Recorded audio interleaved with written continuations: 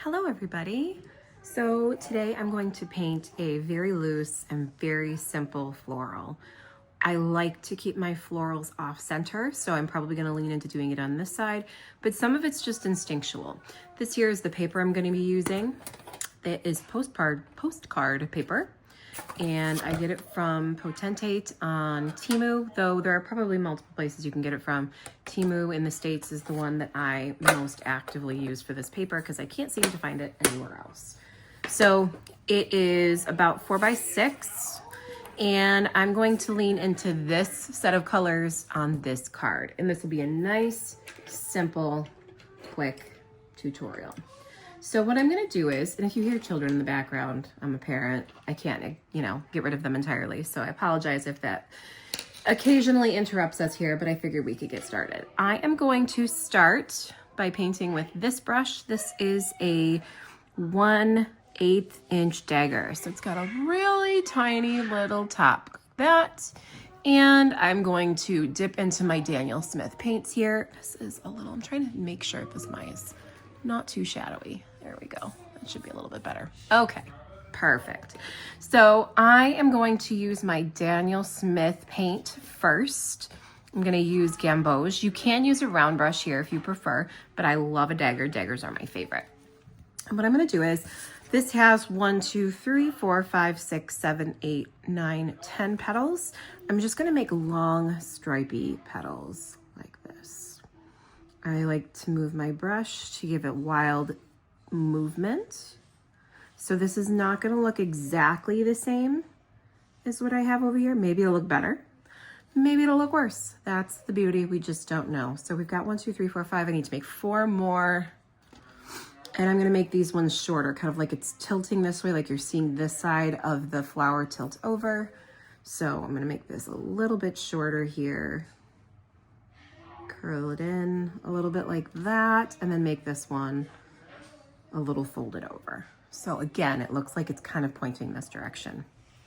Then I'm gonna make one up here, pointed at the sky. You don't need as many petals on this one because we're gonna assume they're out of line of sight, like these petals are covering it. Kind of like that. And then I think I'm gonna do 2 more. And this is all instinct and practice. So you're gonna find what you like most as you work. So now you've got a side profile, probably a 3/4 profile of the face of that flower. And then what I'm gonna do is I'm gonna lean into this brown color that I have is a Van Dyke, sorry, children, again. And I'm gonna go ahead and like pull in some few stray stamen type pieces, lots of little dots, pulling it in again with little stamen-like pieces. And then when I get to this point here, I want a bit more of the tops. So a bit more here of just little dots like that. And then what I can do up here is if I really want something to peek through, I can go in between the petals and kind of have something just barely there. Okay. It's a Saturday, friends. Dogs are out, families are out with their dogs, and I am home trying to make it real. So what I'm gonna do now, hey, quit, is I'm gonna take and I'm gonna make this really curvy stem. And I'm gonna make the curve at the top and straighten it out at the bottom like that. So more curve at the top, straighter bottom, and then I'm gonna do it again here. And you can dip this into a little bit of your wet. By the way, this green here is also Daniel Smith. It is Undersea Green. That tube I actually have out. A lot of the times I forget what's in my pan here. You can see there's my pan. I forget what's in there because I filled it so long ago. And then I'm gonna take this, and you have a choice. Like you can go like this and have it go this way. You can have it curve all the way out here and go this way.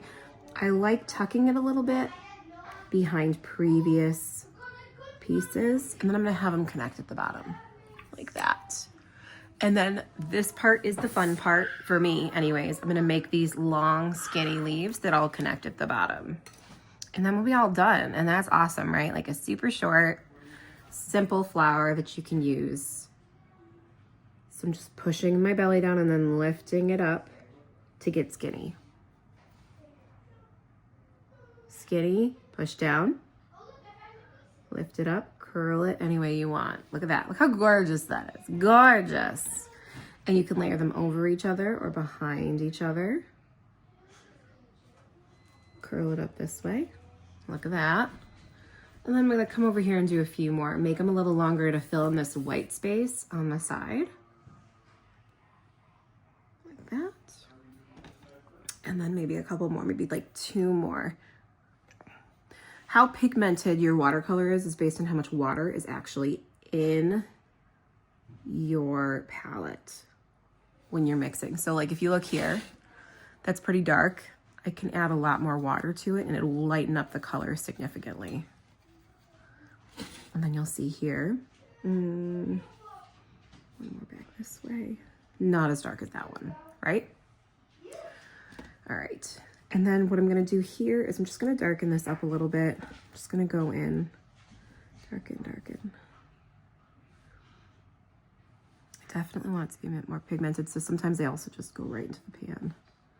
Like that, bring it down, bring this down a little bit more, make that a little bit darker. Okay. And then if I want to add shadow, then you add pigment to different parts of the leaf. And if it's super watered down, it's going to spread really quickly. If it's not watered down or not watered down very much, it's just going to stay where you lay it. Okay.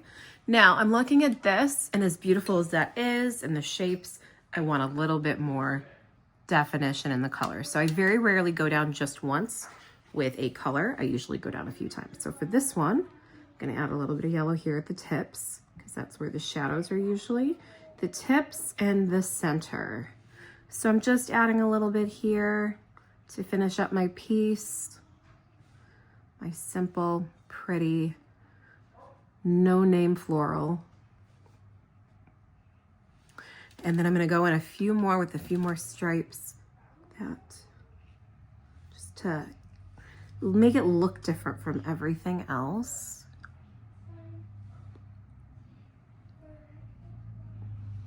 And then you can also like stick a few up in there.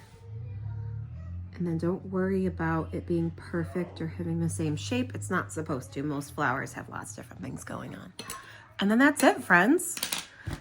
Thanks for following along. And if you do decide to paint this, make sure to let me know or post it on social media, on TikTok or on, what's the other one? Oh, Instagram, and tag me so I can see it and give you all sorts of praise and accolades, because I'm so excited to be able to share with people how I paint and then see them kind of join in on the paint journey. So hopefully I'll get to see this from you. And if not, I hope this was a helpful tutorial with your own painting adventures.